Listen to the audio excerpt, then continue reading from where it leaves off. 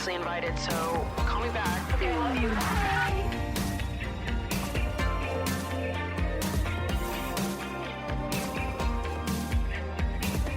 Hello, you guys, and welcome back to another episode of Emotionally Online with your host that has missed you so goddamn much, Maddie Drosbeck. It's been like 3 weeks since I posted a podcast. It was unintentional, but necessary. I know the last episode I told you guys that I was going to take 1 week off, and then I ended up taking 3 weeks off because then I got back from my trip and I was inundated with work and I couldn't do the podcast because I did not have time to do the podcast because I don't have sponsors on this show yet, obviously. So this automatically gets pushed to the bottom of the totem pole because I don't make money off the podcast. I just do this for fun, for the love of the game. But I'm back. I'm here, and I'm so excited. Could not be more excited to be back and here with you guys right here, right now, because lately the podcast is my favorite thing to make. Just sitting and chatting, just sitting and having a chat. We're going on like day 4 of rain in New York right now, and it's looking like tomorrow we're going to get day 5, which I have been living and loving for. I feel rejuvenated. It's cold outside, it's rainy, and I just have to sit inside, sip my cup of tea, put on fake fireplace noises on my TV, read my book, and look out the window longingly. Like, that's what I wanted. All summer I was complaining because I was like, boo, everyone get back inside your homes. It's too hot outside. We hate it here. Oh, yuck, it's gross outside. And I was praying for this moment where we're all inside and everyone just shuts the fuck up for like 4 days. This is what I wanted. Everyone is like, there's nothing fun going on. I'm not talking to anyone. I'm sitting inside my home. I'm reading. I'm watching scary movies. Thank God. Thank God. It was all I needed and it was all I wanted. And that's what I've done the last 4 days, is just hang out inside my home, watching scary movies and reading my book. And it's what my heart needed. I'm trying to watch a scary movie every single day for the month of October. We'll see how long it lasts. I've watched Fresh, which is the one with Sebastian Stan on Hulu. Watched that one on October 1st. It was great. It was delicious. I loved it. Then I watched X on October 2nd. And X is... Okay, well, I don't know if you guys have watched Fresh. Let me backtrack a little bit. Fresh, the first movie I watched, is about this girl who's... I'm not going to spoil anything. I'm trying to like actually read you the synopsis just off of memory. It's about this girl who's like tired of dating and like the dating app, yada yada. She meets this guy in a grocery store, a little meet cute in the veggie aisle. And they end up going on some dates. But he could have some sinister intentions or something. I don't know. But it was really good. And Sebastian Stan is sexy as fuck. I was sitting here Googling. I'm like talking to Siri while I'm watching the movie. I'm like, Siri, how old is Sebastian Stan? And Siri was like, 40. Sebastian Stan is 40. And all of a sudden I was like, I'm so excited to be 40. You know what I mean? All it took was Sebastian Stan. And all of a sudden I'm like, when I'm 40, I get to fuck guys who look like that?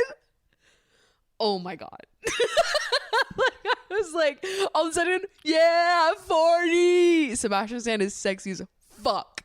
So anyways, I liked Fresh. I think I gave it a 3.5 stars on Letterboxd.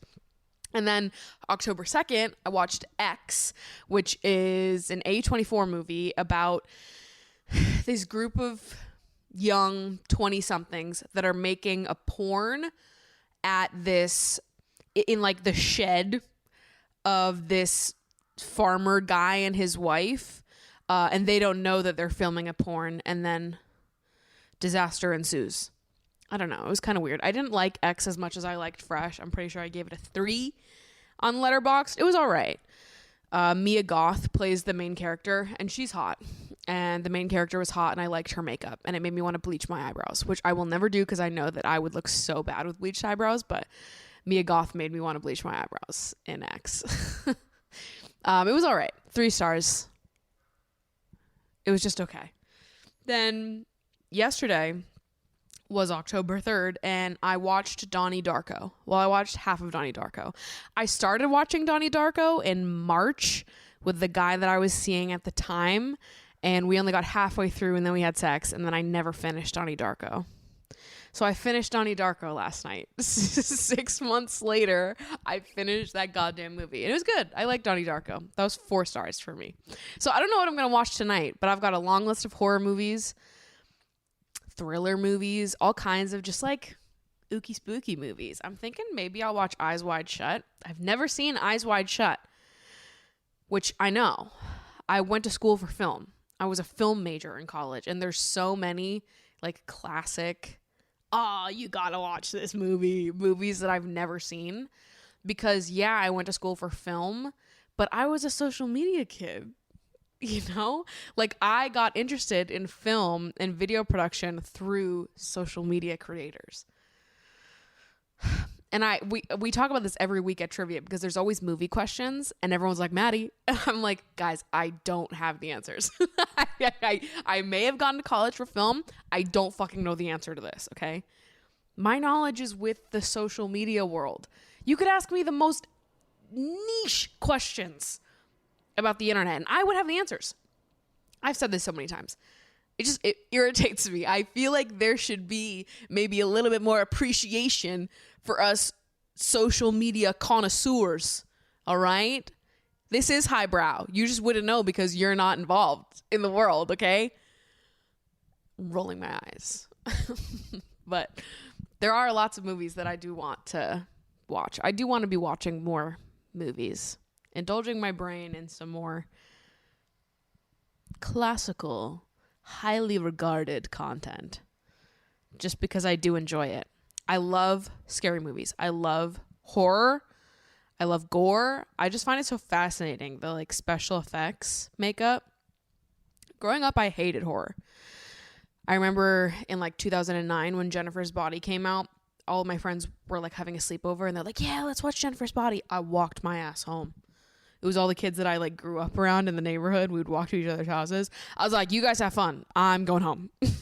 And I walked back to my house because I was like, I'm not watching that movie. That's scary as fuck. And I like never was interested in horror at all. And then I went through something traumatic as a teenager. And I got interested in horror after that, which is maybe a sad way to get interested in horror. But I think at the time it made my own memories seem easier to process if I could practice having control over the feeling of fear.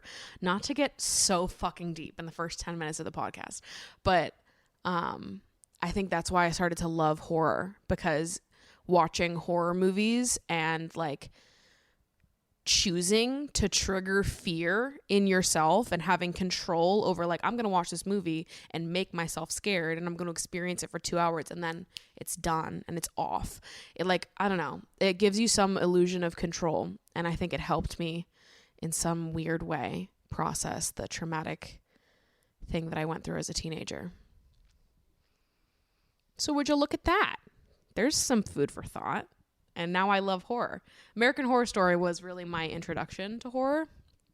My sister and I got really into it when I was at the end of high school. So she was like beginning of high school. I was end of high school. And we both went through that traumatic thing together. I don't know if she feels the same way that I do. But we both got into American Horror Story together. And it like triggered a love of horror for both of us. Big American Horror Story fans. Obviously, I have an American Horror Story tattoo. For those who didn't know, now you know. And when I was in college and I was doing film stuff, I was mostly interested in making horror films, experimental horror films. My favorite horror movies are the ones that you leave and you're like, what the fuck just happened? It's why I love Hereditary. It's why I really loved Mother. I love movies that are like super metaphorical and experimental, and they have like elements of horror, but you leave the theater being like, what? It just like brings me great joy. It's like the merging of poetry and horror, and it's beautiful. It's beautiful stuff. So anyways, trying to consume more of that this month and just have an ooky spooky fall. Because this is my favorite time of year. I'm so happy in the fall, which is ironic because I've actually had kind of a challenging week. But I'm in a great mood today, dude. I'm kind of like feeling like I'm on the up and up, which is great. Because yeah, I have had a hard week emotionally. Posted a little bit about it on my Instagram. Just have been struggling with shame and processing shame that I feel and why I feel that shame, where the shame comes from. Doing a lot of great work in therapy. And it's just a lot sometimes. And I think this past weekend, I wrote something on my Instagram about how I was just feeling sad and disappointed and just like kind of let down. And it's hard not for shame to pop up when I feel those things. And I wrote something about how I'm not going to let shame eclipse my disappointment and sadness and make me feel embarrassed for caring in the first place. And that's something I've had to remind myself of a lot this week and always. I feel like that's a sentiment that I repeat to myself constantly. I'm pretty sure the first time I said it or something along those lines was in like a 20 things I learned at 20 video, which might still be on my channel. I don't know if I've privated that one. But I'm pretty sure there's a line in that video about something I learned was that it's a beautiful thing to be a lover and it's not the fault of something else. I don't know. Just that it's a beautiful thing to be so caring and loving and open with your heart. And when you get burned or rejected or things don't work out the way that you want them to, like it's okay to feel sad and disappointment. And it's a beautiful thing to love so hard and so deeply, and you should never feel ashamed of that or embarrassed that you care.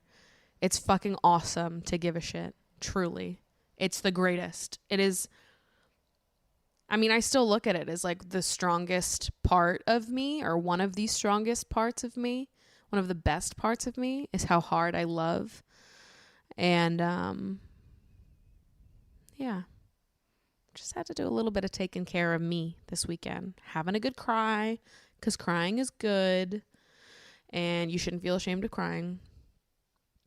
It's good to process those emotions, get them out, let yourself feel what you have to feel. We're not going to demonize any emotion over here. And then do things that are good for your brain. Turning off social media and reading a book, watching movies, having a cry, having a little write, a little journal. All good things. So anyways, that's been my week. But I'm feeling a lot better now. That's what the rain will do to you. I just feel like I've been stuck at home. This is day 4 that I'm inside my house. I've only left to like run a few errands, get groceries, whatever. I've mostly just been chilling out, you know? I don't have much on the to-do this week because I cranked out so much last week because I was in my head like, I need to think about other things. I need to focus on other things. So then I worked hella. And now I don't have a lot on my plate this week, and I just get to relax and enjoy the rain. It's been really good for my brain. So anyways, I hope that all of you guys do something today or this week to take care of your brains, because it's been really nice being able to just have a few days and enjoy the rain and take care of this little brain of mine. Also, I started with a new therapist. I was going to the same therapist since December, and I loved her. Sarah was so great. December through August, I was with one therapist, and then she left the practice, so I had to get a new therapist if I wanted to stay within my doctor's office, and I did want to stay within my doctor's office, because my doctor's office is like everything. It's like I do primary care, gynecology, and my therapy all under one thing, and it's just easier for me and for the insurance to all go through one place. Anyways, I didn't want to fuck with it, so I was like, yeah, she's leaving the practice, so I'm just gonna get a new therapist that's within the doctor's office. So anyways, I've been with a new therapist for the last 3 weeks, and she's amazing, which is like such a relief. I was definitely very nervous to switch therapists after doing so much work with my first therapist that I was with for what is that, 10 months, 9 months. And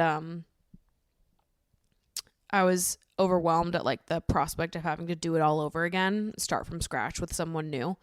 But it's actually been pretty great to start over and see the differences in myself this time around, in comparison to when I started therapy last time. My initial therapist pointed this out. She was like, when you go through the process of like catching this new therapist up on the last 25 years of your life, you'll probably notice that certain things feel more important to share than others, or maybe things that you once believed you don't believe anymore. And I think that has been interesting, just to getting, this initial few sessions with my new therapist, is like, as overwhelming as it was to be like, okay, I've got to start over and re-explain my life to a new therapist. It's actually been a good process for my brain to go through. I feel like I'm having new reflections this time around, and turning out to be a net positive despite how overwhelming it seemed. So shout out to my new therapist, Olivia, because I love her, even though I've only had her for 3 sessions. I really like her, and I'm excited to go through the process again. So this is going to be a stream of consciousness episode. We're like 17 minutes in, and I'm like, by the way, you guys, this episode is going to be very fucking random. I just have like random notes written down of like, here are some things that we could talk about today, but all of them are very random. And honestly, it's what I need. I need a random episode. Because the reason why I need a random episode is because I'm tired of the internet as a whole. I just talked to my therapist about this. I just did therapy. We got off the call. And then now I'm here recording the episode. So this is literally what I talked about in therapy today. About how I'm exhausted with a lot of the content that's on the internet, specifically TikTok discourse, because a lot of it is discourse that only exists on the internet and does not exist offline. And I think I'm realizing how being so online is starting to negatively impact me. So I'm considering doing at least a TikTok hard stop.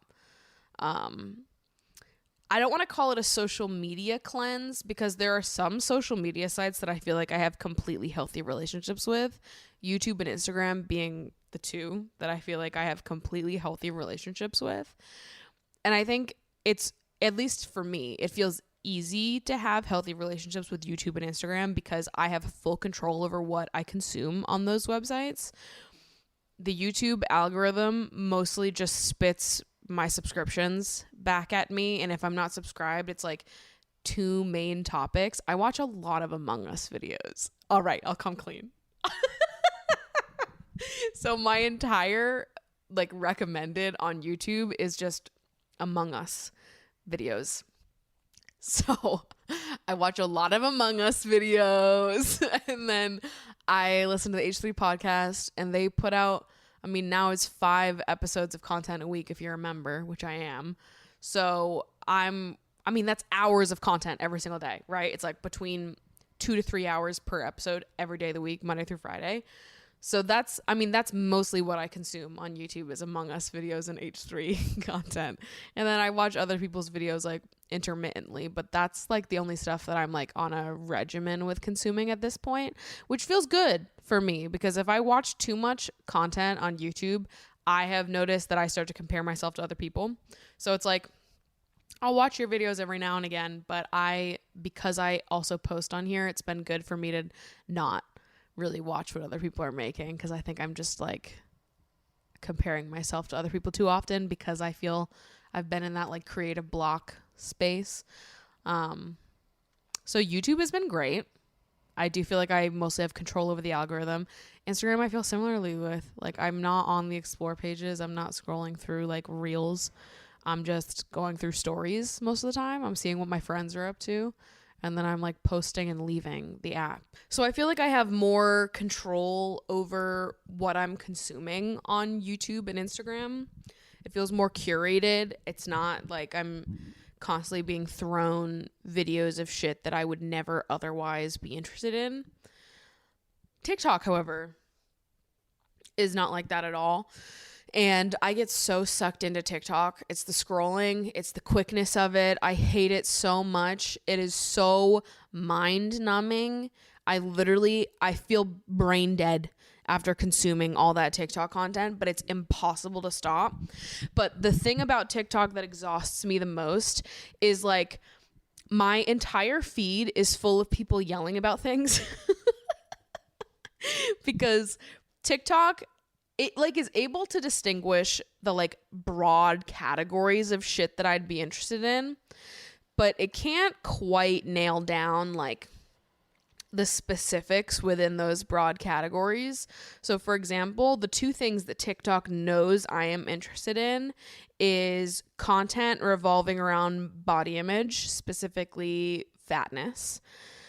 So that results in they're going to show me videos from other fat creators, which I love. That's something I want on my For You page. But that also means that they're showing me every single dumbass think piece about whether or not fat people deserve to be loved, which I don't want to look at. Like, I simply don't give a fuck. Like, trust me, I'm well aware that fat phobia exists in the world.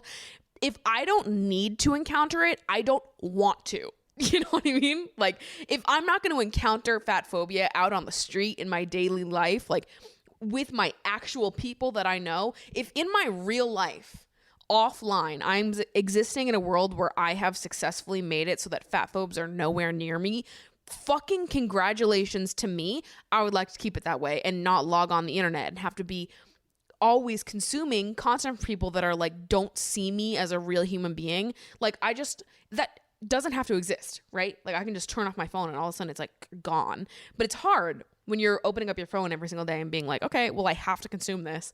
It's all over the place and it makes you so mad. And I'm a very opinionated person, as I'm sure all of you guys fucking know. So it's hard for me to consume that content and not be like sitting in my bed talking to myself, like yelling, being like, what the fuck? And it's like, okay, this is not helpful. This discourse, I need to be removed from it. I don't want to be a part of it. I need all of you to stop talking and stop putting these fucking idiots on my For You page. Like that girl, that fatphobic podcaster who like has gone viral like 8 different times for different clips from her podcast where she just like hates fat bitches for whatever reason. And it's like, what did we do to you? What the fuck? Out here catching strays. I'm just trying to scroll on my fucking TikTok For You page. What the hell? I don't want any part of it. Like, I get it that fat phobes are out there. They can go exist over there away from me. I don't have it in me to fight with every single fat phobe on the internet. I'm sorry. I just want to live my life away from them. I can't save the world. I can't change everyone's opinion. I actually don't want to. I don't have it in me to save the world and change everyone's opinion. I want to be over here in my little bubble that I've so meticulously curated of people that are kind-hearted and that don't think and act like that. I know that fat phobes are out there. I don't need to know them. I prefer to exist in the delusion that everyone is just like my besties. Okay? This is what we do on my corner of the internet. We curate it so we are always safe over here. And you fucking losers, get off my For You page. I hate it so much. I'm like, I don't need to be involved in this. So TikTok knows that I want body image content, so they serve me everything. Same goes with dating. They know I'm interested in dating content, so they serve me every piece of dating content imaginable. Now, if any of you are on that same side of TikTok too, on dating TikTok, you know that 90% of dating advice on TikTok is trash. It's trash, garbage. Like, it's the worst shit ever. It sees everything as so black and white. It sees the human experience as black and white. I was just talking to my therapist about this. I was saying that The amount of videos I see on my For You page every single day that like say something along the lines of, this is just one example. This is what I used in therapy as the example because this is what I saw this morning, was a video of someone being like, if you're dating someone and they say they're not ready for a relationship, like I need you to be for real right now. They're lying to you. They actually just aren't into you. Which I just think that content like that serves no real purpose other than to make people more insecure. I don't think that's helpful. And also, it views the world in such black and white terms where in this universe, there can never exist a person who is struggling with themselves and doesn't have the emotional capacity to date and is aware of that, is self-aware of the fact that they don't have the emotional space to bring in a romantic partner. In that universe, there exists no such world where there are other reasons why someone might not be ready for a relationship. If someone says they're not ready for a relationship, they always actually mean, I don't fucking like you. Guys, I need you to be fucking for real right now. Like that is such a stupid way to view the world, where you see it black and white, where it's like this always equals this. If someone says I'm not ready for a relationship, there are 100,000 explanations for why that could be. Some of them maybe are lying to you, and it's just their cop-out way of saying I'm not personally interested in you. Sure, that situation exists. There are, however, lots of other explanations for why someone might say something like that, for why someone might not be ready for a relationship. And it just feels like kind of insane to me that we're like making content that promotes lashing out, or like making the decision that like hurts the most, where it's like the only logical explanation for this is that they fucking hate me and I'm the worst. That's not good, and I just think it's bad. Like, why are we encouraging content like that when we could perhaps be making more content that approaches dating from the place of understanding and empathy?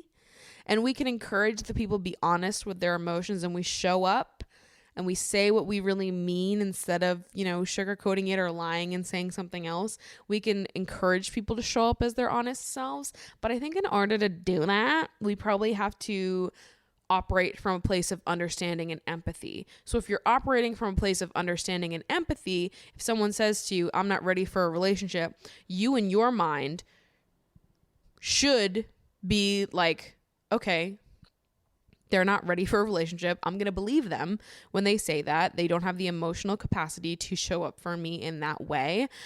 I'm so glad they told me. I'm so glad they were honest with me about that, because listen, there are a lot of people that wouldn't. There's a lot of people that would love to just be in a relationship with you, knowing that they can't give you the extent of what you give them, and just take it anyways. It's awesome that someone would be able to reflect and be like, you know what? You're great. This is great. I can't give you what you deserve. I can't be on your level right now. I don't understand what I want in a relationship, so it's hard for me to give you what you want. I'm not ready for this. I need to do some more inner work and self-reflection. There's so much more room there to feel good about ourselves and to leave the situation feeling like, c'est la vie. Some things work, some things don't. This is fine, though. We ended on fine terms. Than to be like, oh, well, this ended because he's a liar and he hates me. That doesn't feel good, does it? Why do we want that? We don't want that. And there's a world of other options here. Why are we choosing to view it in such black and white terms, especially when those black and white terms make us feel worse about ourselves? So anyways, this is just one example, but I feel like a lot of dating TikTok is just like that, where it's people like starting discourse that is like totally unhelpful. And it's seeing the world in black and white terms that make you feel worse about yourself. And I feel like I see so much content like that on my For You page. And one part of my brain watches it and is like, this is ridiculous. Why would anybody see the world like this? This is such a sad way to view other people and love and sharing in that with other people. It upsets me. As a hopeless romantic, it upsets me. You're upsetting the bitches. Ugh. But there's a lot of like big TikTok creators in the dating space that make content like that. And it stresses me out because I'm like, oh my God, I see videos like that and they have like 100,000 likes on it. And I'm like, oh my God, this is bad. There's a lot of people who think like this. And I start to like freak out a little bit because I'm like, am I in the minority now? Like, is it me versus like a majority of people who see dating as black and white? And I start to freak the fuck out because I'm like, is this what I'm up against? Like, is this how the majority of people see each other? Is this how people are feeling when they're interacting with people on a daily basis? And I start to panic and be like, is this the world? Is it, wow, what's happening? And it makes me freak out because I'm like, there's no way that this many people think like this. But then they do. And then it makes me go bazonkas because I'm like, am I losing it? Like, am I too nice? Am I too understanding? Am I naive? Because I'm choosing to lead with understanding and empathy and live in a world where there exists multiple options for explanations of things and we don't always have to choose the most negative thing ever to tell ourselves. Like, it just seems unproductive. So anyways, I hate dating TikTok so much. It's unbelievable. They give some of the worst dating advice I've ever heard in my entire life. There's some dating content creators that I think give fantastic advice. Finding Mr. Height is one of them. I love her. She makes like a bunch of dating videos and she's always so smart and introspective and gives great reflection points and is just like so healthy about it. Her content makes me feel at ease. But that's hard to come by on dating TikTok. It feels like there's a lot of, I'm not going to name drop the people that I think do it the worst, but I'm sure if you're on dating TikTok, you know what creators I'm talking about, where it's just like, it's like they see the world in very black and white terms. It's just hard to consume content like that all the time because it's like the two sides of my brain start fighting where I'm like, that's ridiculous. That doesn't make any sense. And then there's the other part of my brain that's like, but what if it does? And I'm like, no, we know better. But then the insecure side of my brain is like, but maybe we could latch onto that and use it as ammo to be mean to ourselves. And I say, we've grown past that. We don't do that anymore. But the other part of my brain says, but maybe it would be fun. Shut up. I'm over it. It's like actually getting in the way of my healing journey where I will have bad days because I am reacting to this TikTok that's fed me some information that I'm reacting negatively to that I never would have otherwise come into contact with because I don't see the world like that. I don't think like that. I don't know other people that do. Or if I do, like if one of my friends is going to say something that like sees the world, sees dating specifically in black and white, like we can sit and have a heart to heart and a conversation about it. There's no back and forth on TikTok. It's just a bunch of people yelling into the black hole and being like, ah! It sends me. I can't do it anymore. I just feel like all of the discourse that I disagree with constantly having to consume all of that and be like, if I just put my phone down, none of that would exist to me. I would never know that you people think like that. I would just never know. So anyways, I would like to not know more often.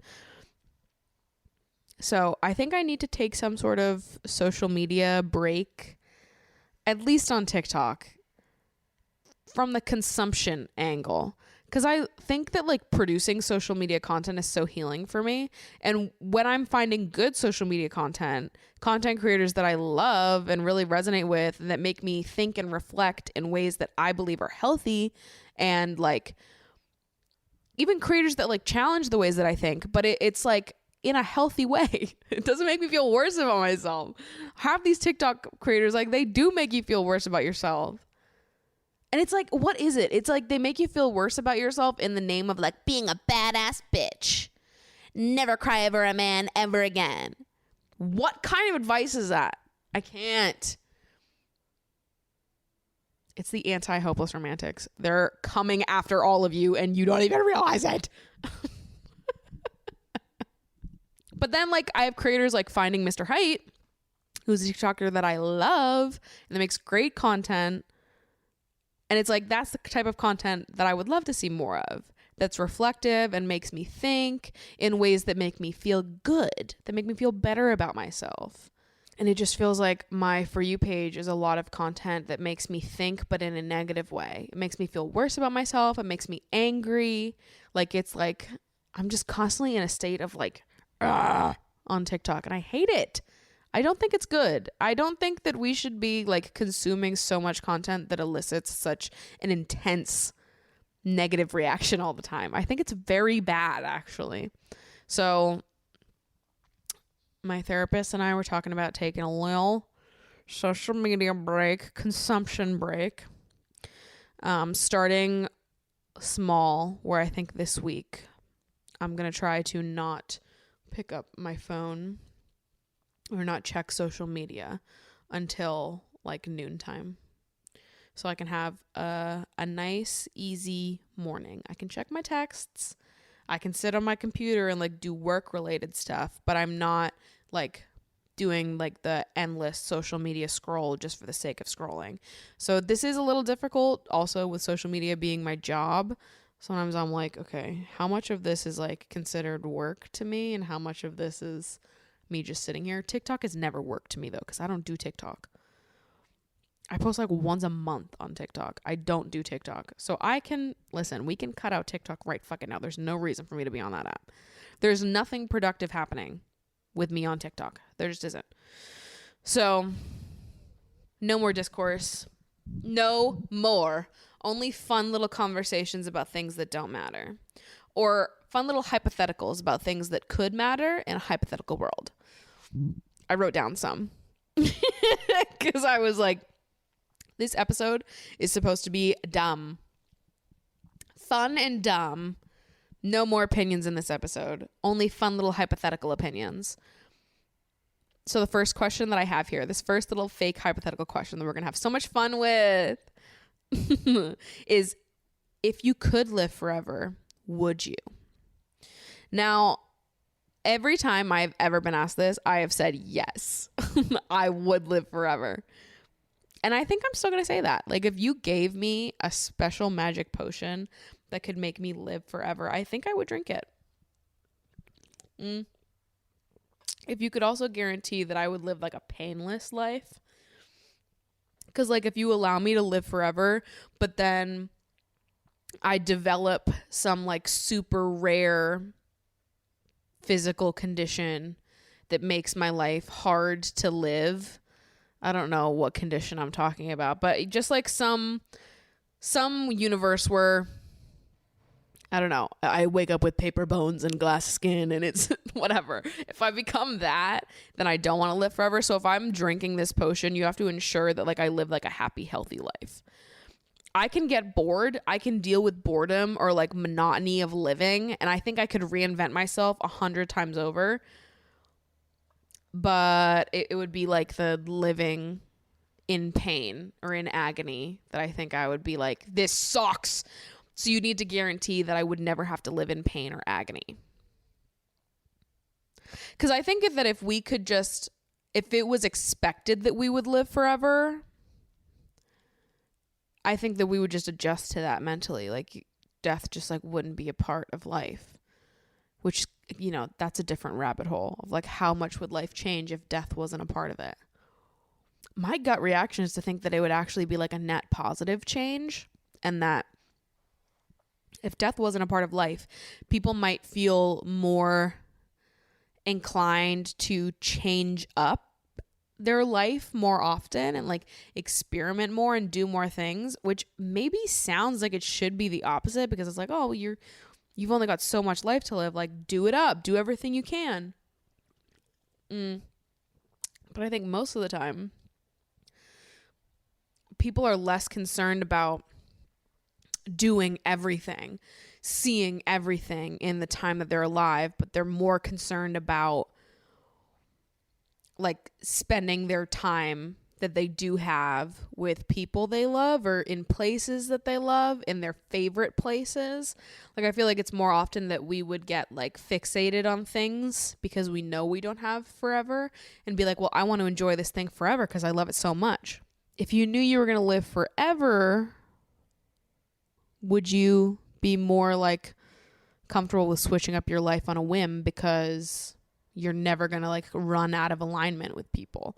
Or you have not that you won't ever run out of alignment with people, but you will always most likely be able to circle back to people and they'll still be here. How would work play into this though? Like if you were going to live forever, like does that mean there's no retirement? No money in this world. We don't need money. I think we just abandon money altogether. If we just were all like living forever and there's no such thing as death anymore, then like who gives a fuck about money, right? There's no possible way to die.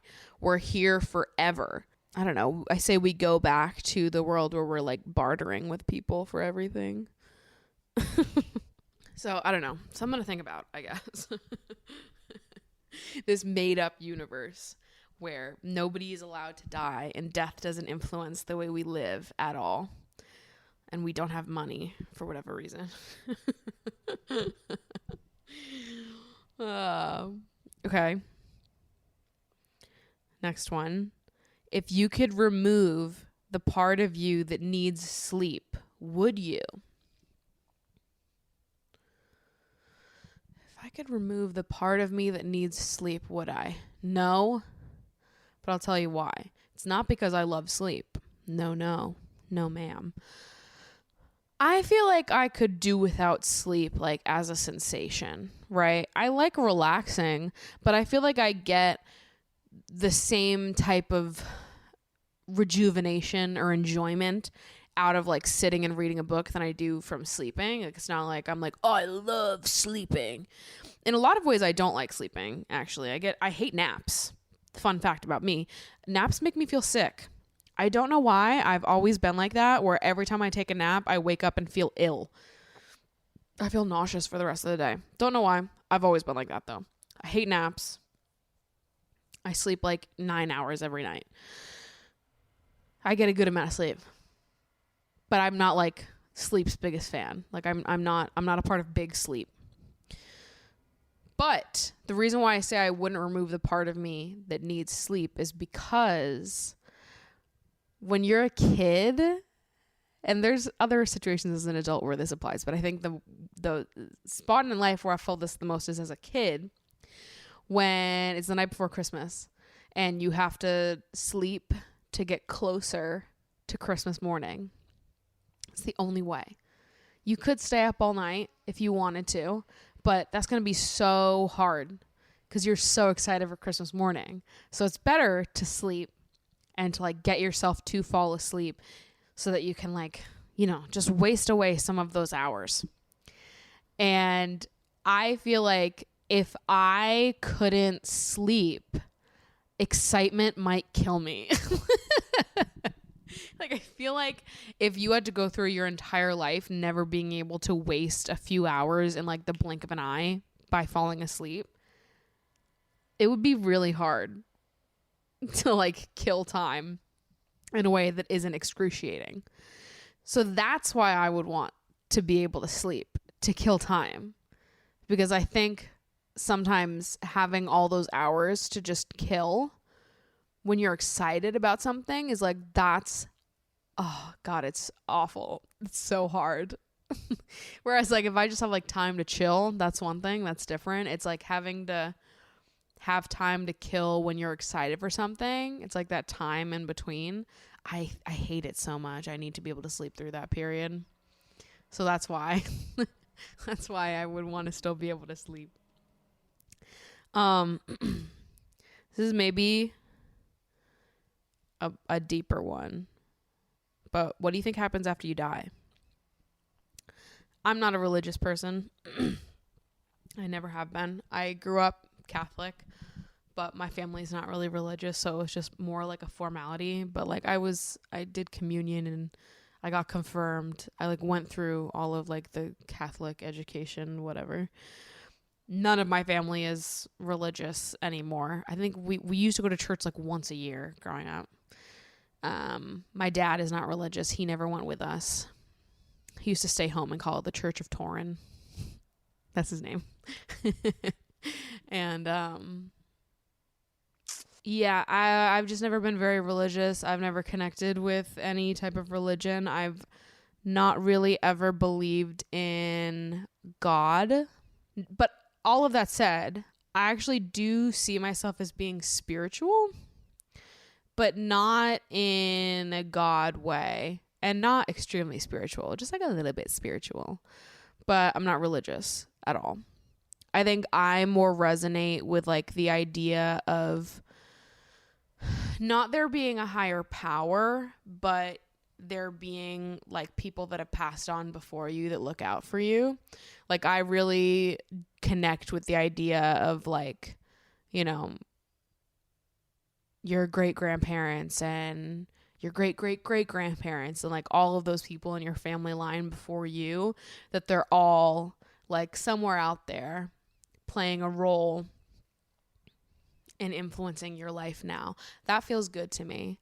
Like that kind of believing in something that we can't understand feels comforting to me. Like the idea that someone that has some connection to you is looking out for you. I think the idea of like having a God has always kind of it hasn't felt comforting to me. I think through a lot of when I was a teenager, if you asked me, I would have said that I found it discomforting because I didn't like the idea that somebody else had more of a say over my life than I did. And I hated the idea of like God's plan, or that like God has a plan for us. There's a path. And I was always like, no, gross. I didn't ask him. Why the fuck is he giving me a plan? I don't want that. I want to make my own. And I didn't like, it feel comforting to me to believe that there was some higher power that was more all-knowing, or that my life was predetermined for me. And I just needed to trust in it. Like I kind of was like, ew, gross, hate that. I like understand why it's comforting for other people, but I've never personally found that comforting. But I do like the idea of like our ancestors looking out for us. And I didn't experience death until pretty recently in my life. I went through my entire childhood not dealing with death of anyone close to me, which is a miracle and wonderful, and I'm so thankful that I didn't. My great grandfather passed away in like 2017 when I was in college, so that was the first death that I ever experienced. And I wasn't very close with my great grandfather, so he's very old. Saw him every few years. But then in 2019, my grandfather passed away. And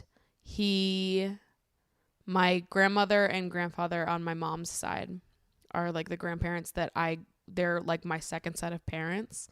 And it was that grandfather that passed away. And his death really shook me. And I was like so upset and so devastated. That was really like the first death of someone truly close to me. And I think probably after his death, I've felt the belief that like there's someone looking after me more than I ever did in the past. I think maybe in the past I was like, well, maybe I believe in a higher power, but I don't really know how to explain that or like what the setup is. I know that I don't believe in like a Catholic Christian God the way that they set it up, and I think the Catholic Church is kind of a bunch of bullshit. But I believe in something. Agnostic, really. I'm not necessarily an atheist, but I'm not, I don't know. I'm like somewhere in the middle. And I think that like after my grandfather passed, I've felt different. I've felt like more of a connection to that spiritual side of myself, where there are moments in my life over the last few years where I've been like, that's Grampy. He's looking out for me. He sent me that. And I feel like a little bit more comfortable just being like, there's someone looking out for me. There's someone keeping me safe. I'm divinely protected. I have people. And that's felt comforting to me to have that. So anyways, to get back to the root of the question here, what happens after you die? I don't know. But something that I like in this department, in this category, is I like the idea that whatever you think happens after you die is what happens after you die. I love the idea that we are so in control over our own selves and our own like destinies that whatever we believe will happen is what we'll get. So if you believe that after you die it's black and nothing happens and you're just gone, I think you'll get that. Or I want to believe you'll get that. Because that's what you want. That's what you believe. And if you believe there's a heaven, I want to believe that there is for you. And you'll go there. And you'll experience whatever it is that you want in that afterlife. And if you believe that you stick around on Earth or around Earth, I don't know, you stick around and you are able to protect the people that you love and have influence over the people that you love's lives, I hope that happens. If you believe you're going to be reincarnated, I hope that happens. I don't know, really. I don't know what I think happens. I don't really believe in anything. But I know that believing that I'm protected by my grandfather and by other relatives that passed before him that I never got to meet or looking out for me, I know that that has felt comforting to me. So that is what I choose to believe because that feels the best to me. And so I hope that when I pass, I'm able to protect the people that I would have loved if I stuck around. That my great-great-granddaughter, niece, I don't know if I'm going to have kids, that I'll be able to protect those people as well. Do what I can to protect those people as well. But I don't know. I guess that's my thoughts on it. But I do like the idea that whatever you think is going to happen is what's going to happen. I have a few more written here, but that feels like a good one to end on. Kind of deep. But that's the stuff that I like. I like having like thoughtful conversations that are mostly hypotheticals because none of us know the answers. Or it's like we're having like an in-depth conversation of stuff that has meaning, but it's so inconsequential. Those are my favorite kinds of conversations because it's like we can just have fun and hypothesize and talk about our feelings and what makes us feel comforted and safe. But it's like none of us are ever going to be able to prove that anybody's right. I could be right. What I just said could be right. We'll never fucking know. Just we're having a good time. Enough TikTok discourse. More hypothetical questions that nobody can really argue over because none of us have the answer. Anyways, I guess that's it for today's episode. I don't know that there's anything else on the top of my mind that I want to talk about. I've been recording for an hour, so I think that's usually about when I call it. Thank you guys so much for listening. Having a good time over on Emotionally Online.